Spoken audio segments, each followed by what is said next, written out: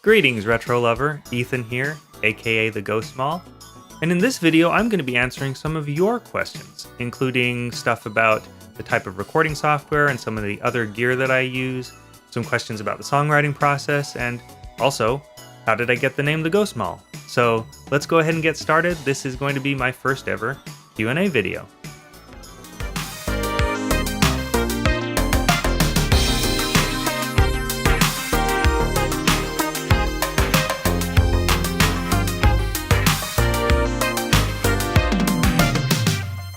So thanks a lot for tuning in, friend. And before we get started, I really just want to say Happy New Year to you. I hope that 2019 is off to an excellent start. And I also hope that 2018 was one of your best years yet. I have to say that for me personally, 2018 was an awesome year, especially with respect to the Ghost Mall project. And I really have you to thank for that. Thank you so much for being along for the ride and for all the support you've shown and for just starting to make this a community that really is interested in talking about all things Retrowave. So back at the start of 2018, I think there were about 30 subscribers on this YouTube channel. And that was because I only had 5 videos, I think, posted. But over the course of the year, so many of you all joined and started to be a part of the community. And now we have almost, I think, over 670 subscribers here the last time I checked. And I posted 30 new videos, I think, in 2018.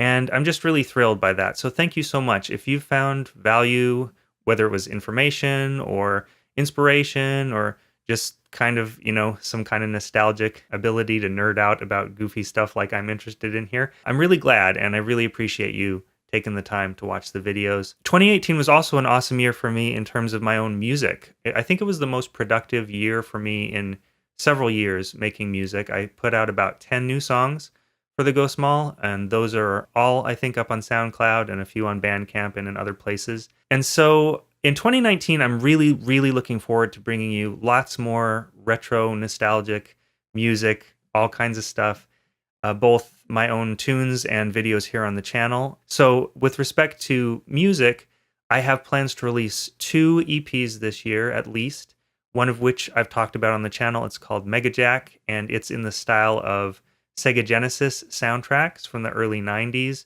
Lots of funky 16-bit FM synthesis, new jack swing, house music, and the like. I've released 3 songs for that already, and there are going to be 3 more, and then the EP will come out. And I'm also working on an EP called In Rewind, which is just sort of straight up mid-80s synth pop, retro pop. And I've had the opportunity to work with some really wonderful vocalists and really talented fellow retro producers on that, some of whom have offered like an instrumental solo or some additional production. So that's going to be a 5-song EP. Both of those should be out in the next couple of months, I hope. And then my goal for this year is to put out at least 12, maybe between 12 and 15 original songs. So hopefully you'll stay tuned for that. I appreciate all the support if you're a Retrowave music fan. And you can tell me what you think about those. But as far as the channel goes, like I said, I posted 30 videos last year, and my goal for this year is to post 4 to 5 new videos, maybe 6, if I'm able to, really be productive on a monthly basis, covering everything from my Retro Chords series, which turned out to be really popular last year. I'm really excited that my little talks about chord voicings and how to do chord progressions have been helpful to some of you, so I'm going to continue with that. My Retrowave Faves series, where on a monthly basis I introduce new tunes that I've been loving to you. Going to definitely continue with that. My Retrowave Tools series, where I profile some sort of awesome, like legendary pieces of gear from the 80s and 90s. I'm going to continue with that. My Work in Progress Wednesday series, my Musician's Thoughts series, just all those things that if they've been valuable to you, you can definitely look forward to more of those coming out this year. And of course, please feel free to let me know in the comments to this video if there's anything else you'd like me to explore. And this is a new enterprise here. This is a new series for me, this Q&A. So again, that was just my way of saying a little bit of a update on what's coming this year and a really big thank you for all the support you've given me in the last year, making this retro wave, little funky kind of community grow. So thanks a lot, and let's go ahead and get started with the first question. All right, so let's start with a couple questions about recording software. Numpty Buttkick asks, how long you been using Studio One, Ethan? I've just picked it up and it's a bit of a change from Ableton. Lol. Yeah, so that's an excellent question. And first, I should say that I really love Studio One. I've been really, really satisfied with it since switching, but I've been using it for almost a year and a half now. That kind of boggles my mind. It doesn't seem like that long because I've still just been, learning about it. But the reason I switched was very specific. For about 15 years, Cakewalk Sonar was my main recording software, and along with Propellerhead Reason, and I use them in tandem with Rewire. But what spurred me to go ahead and make a switch was that after, I don't know, 35 years, I think, in operation, Cakewalk was shut down by Gibson, the guitar manufacturer who had been the last company among several to acquire Cakewalk. Gibson has been really floundering in the last year or two, and they made the decision to shut down the Cakewalk brand. And so the concern for me was that, this DAW that I've gotten super comfortable with is not going to be supported anymore. And could it be possible that one day I open it up and now there's a conflict with a Windows update and it doesn't work anymore? So I quickly did my research and I looked at a few different DAWs. Ableton was one of them, but it was pretty easy for me to quickly ascertain that the one that shared the most features and some of the workflow from Sonar was Studio One, including Melodyne integration and some stuff like that. And it has some other features that Sonar never had, and so I've been really happy with Studio One.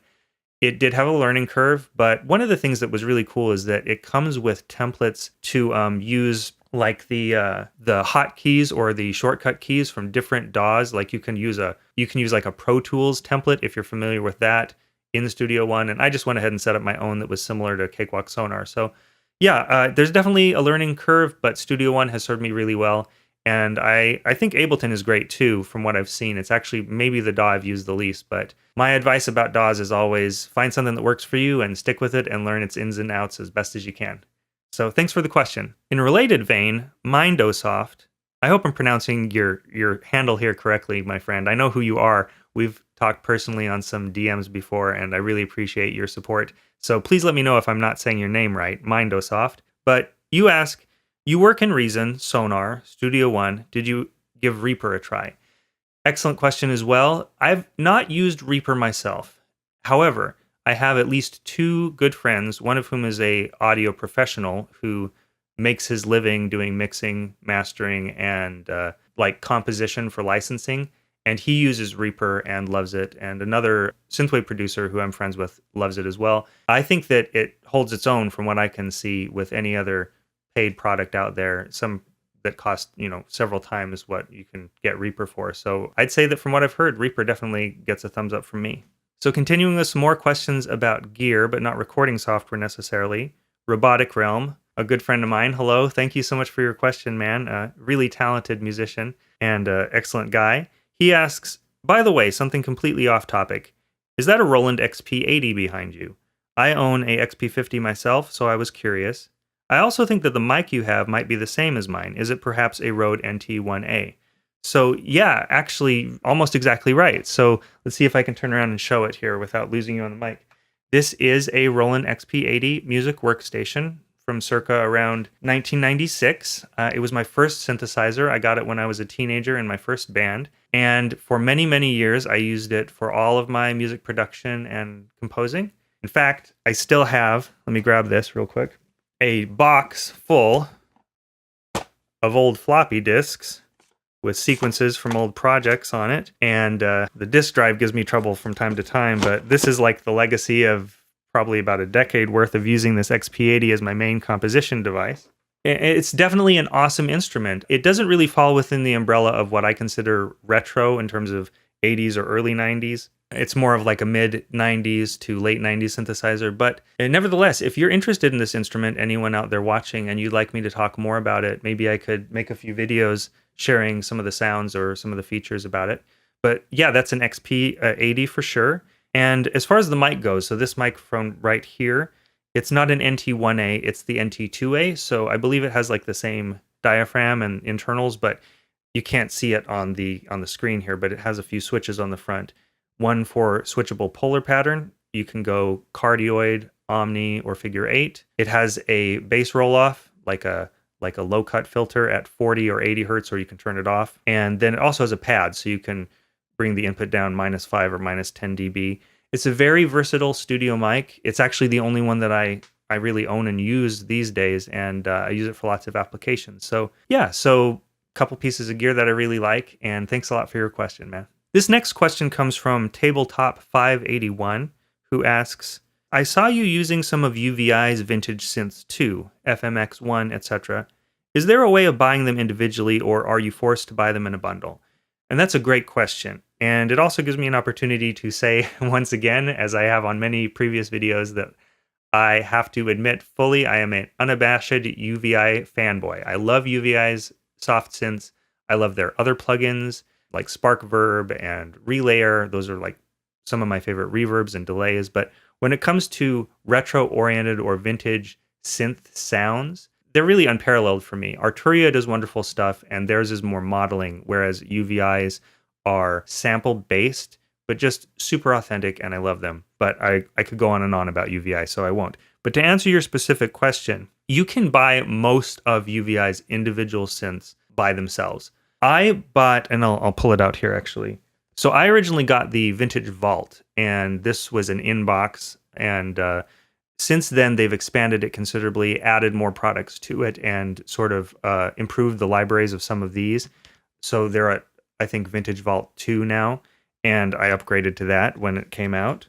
So you definitely can get a discount if you want to get sort of their whole library, but you can buy most of their products individually with a few exceptions. Now, FMX1, I think, comes in, I'm forgetting the name right now. It might be like Retro Legends or something like that, but it's a set of 4 synths. I think that's the FMX1 and Chroma and a couple others. So for the most part, yes, you can get UVI's products individually with a few exceptions where there's packages. Like I know the Wave Runner one, for example, that's several synths. It's like based on the PPG Wave 2.0, PPG Wave 2.3, a later Waldorf synth, and some other experimental wavetable synths from like PPG and Waldorf. But in any case, the short answer is most of UVI stuff is available individually, but a few of them come packaged. And of course, you can also get the big library as the Vintage Vault.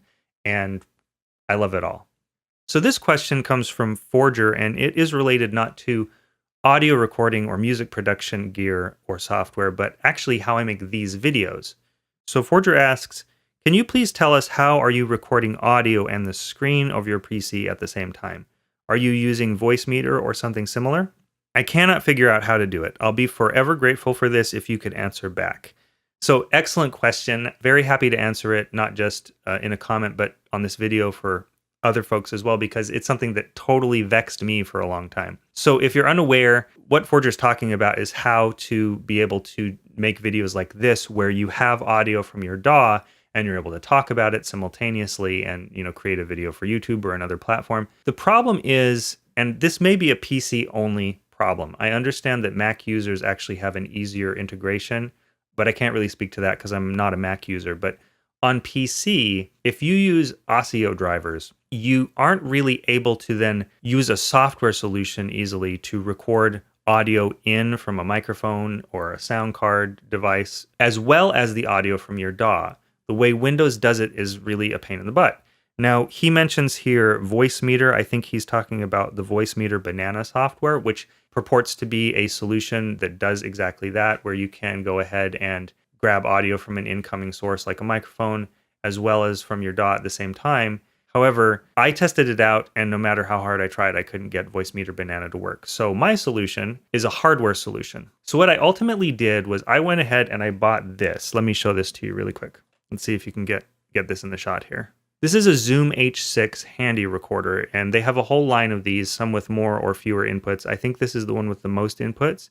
It has 2 combination jacks on each side, as well as this has an attachment for microphones of its own. But this is how I make this work. So what I do is I actually take the audio out from my sound card, from my Focusrite over here, in stereo, into a pair on the H6, while connecting this microphone directly into the H6. That's going to capture the audio, both from my mic and separately as a stereo pair from the DAW. Those are 2 separate files.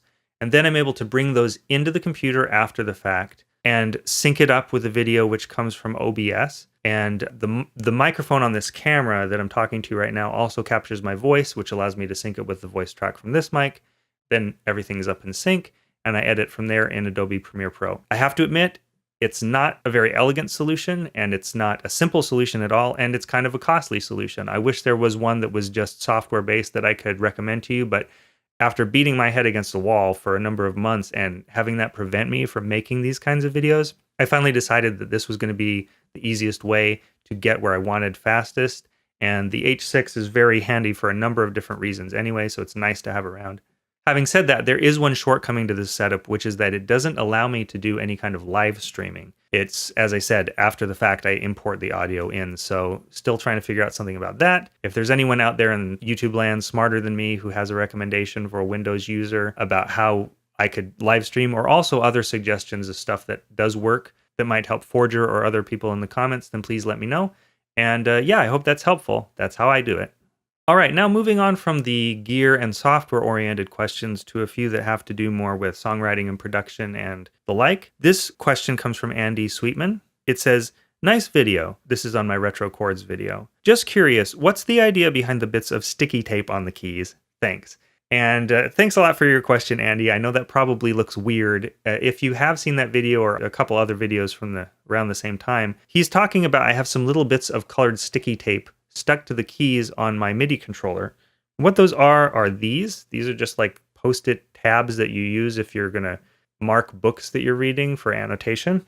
But why were they there? So what I had done was, in a period of time when I was working on writing melody lines for some songs with other vocalists, I actually make it a rule to try to make sure I really have a good sense for the vocalist's range before trying to compose melody, because I've run into trouble in the past where I've written melodies that are pretty unrealistic for a given singer, and it's better to know in advance what's the singer's range and try to keep what you write within that spectrum. And so what I do is I listen to a number of tracks with a singer's voice on them, and I try to figure out where's the lowest note they hit and the highest note they hit and where's their comfortable range. And then I take two of these and I'll put their initial, and I'll put, okay, this key, that's their lowest note in their range, this is their highest. And then it helps me to see visually, okay, I have to stay within this range to comfortably create a melody that this singer can sing. And so, yeah, that's what that was for. It was just my quick visual hack to know, all right, this singer can sing from here to here, and this singer can sing from here to here, and not end up sending them a song that it's going to be impossible for them to sing. Thanks a lot for your question.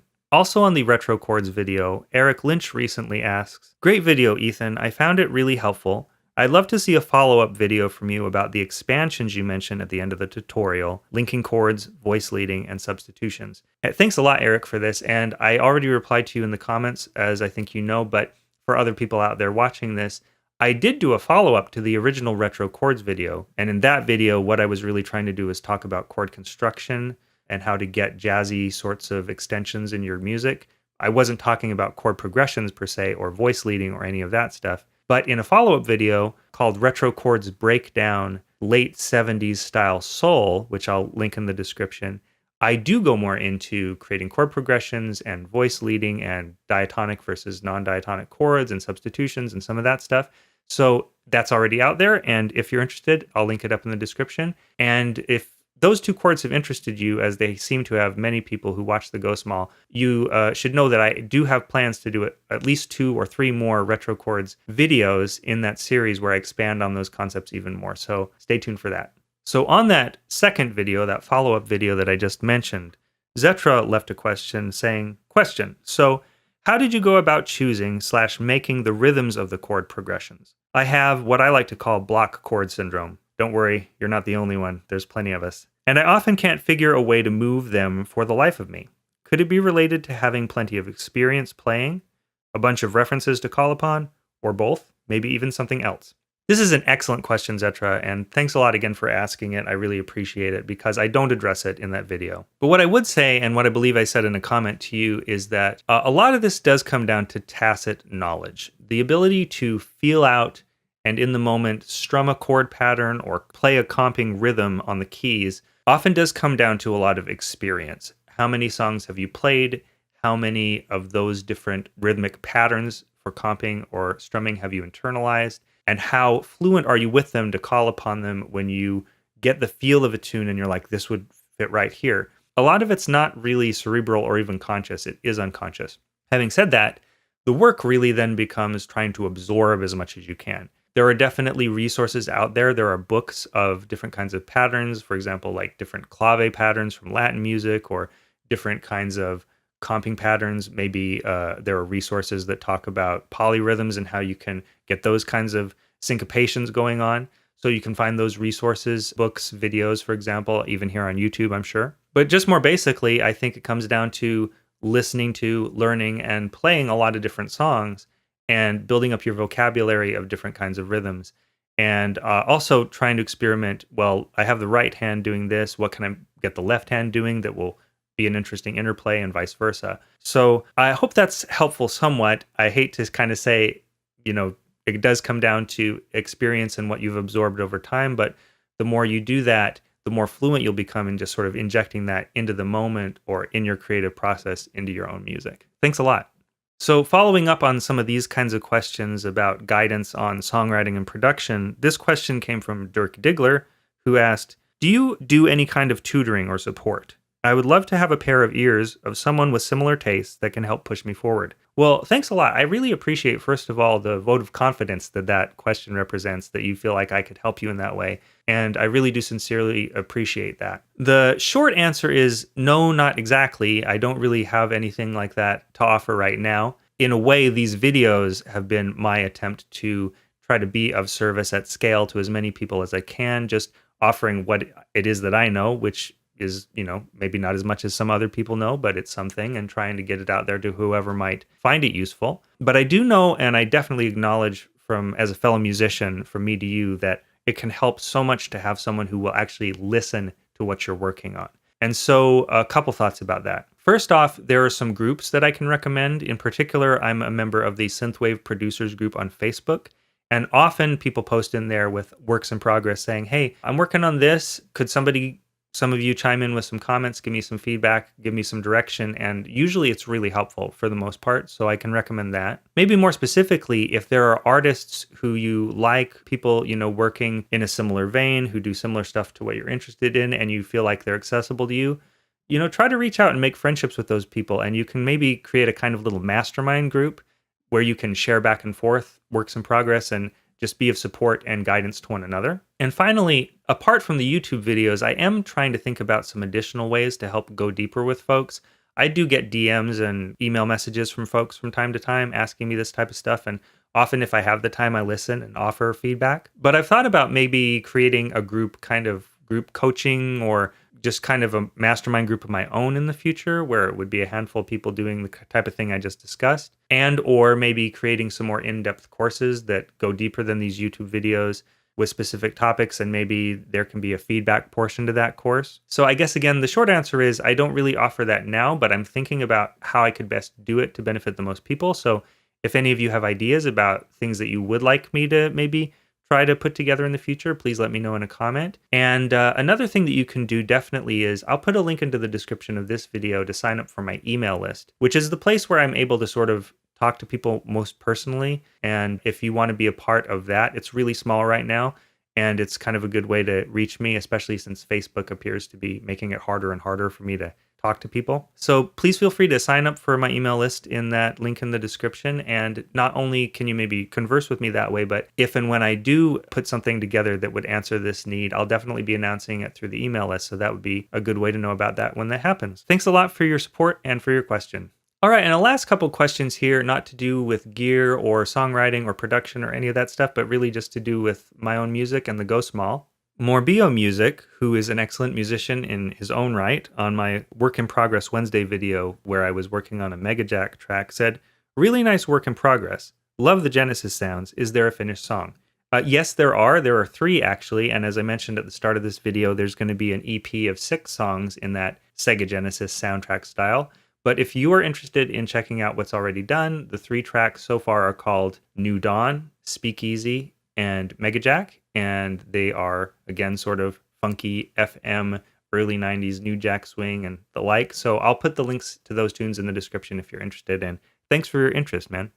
And the last question I got was from Bobo Tio. And this was on my video for my tune Forget the Sunset featuring Addie Nicole. He said, he is a very good musician, highly recommended to friends on YouTube, great guy, lots of talent. Thanks a lot. I really appreciate those kind words. And although, why the name Ghost Mall? All right, so story time here. I've already discussed this a few times, I think, on the channel, but to me, retrowave music really comes down to nostalgia. And it's an interesting word, nostalgia. Nostalgia actually has the same suffix as like neuralgia, which means pain. So nostalgia is kind of like a painful longing for a time past, right? And it's definitely something I think we all experience. And for me, I'm nostalgic for the years when I was growing up, the 1980s and the early 1990s. I was born in 1980. And I think everybody sort of longs to revisit their childhood from time to time. And so that's what I try to capture with the Ghost Mall's music. But why the name The Ghost Mall? Well, to get really specific, a number of years ago, this was back between, I'd say, about 2010 and 2012, I was living in a different area and there was a mall there and I used to visit it quite often. I would go there with my little daughter sometimes just to hang out, or there was a GameStop there. I'm kind of a gamer and I would hang out there. And I watched this place really just decline from fully occupied to starting to be a little bit empty, more and more vacant, kind of neglected. And eventually they decided to shut it down and tear it down. And one of the coolest parts of this mall was their food court, which had literally been untouched since the 1980s. The decor in there was incredible 1980s color scheme, the sort of 80s neon deco kind of a look, and this awesome mural. And so I would just sit there and sort of let it take me back in time. And malls in general, to me, are kind of time capsules because they were at their zenith. They were at their most popular back in the days that I'm interested in revisiting, in the 80s and stuff. That was the heart of a community. You know, all the teenagers would show up there to just hang out and chill. And it certainly was a big part of my youth, going to the mall. And time again, I've watched these places that I had lots of memories in and that I really enjoyed hanging out in close down and be torn down.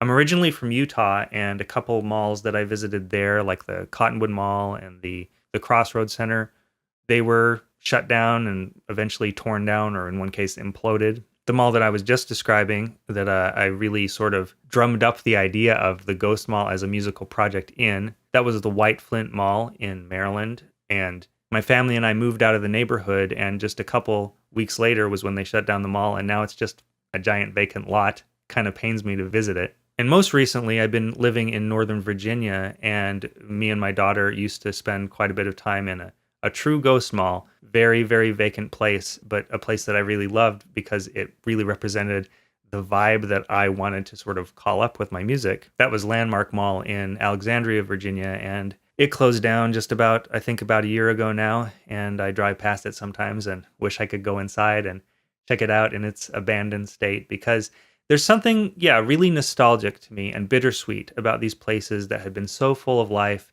and so lively and really, captured the pop culture and fashion and, of course, the music, too, through the PA speakers of the 1980s, the 1990s, and beyond. And now they're just dead and empty and sort of shells. So that's what the Ghost Mall means. And it's not really meant to be sad. It's really meant to be, like I said, nostalgic. It's about that yearning and that longing for, but with a loving kind of vibe to it, for days that are gone now. So yeah, thanks a lot for your question. I'm glad that you're interested, and I really appreciate the kind words about the music, man. All right, so it looks like that is it. Those are the questions that I was able to gather up for Q&A number 1.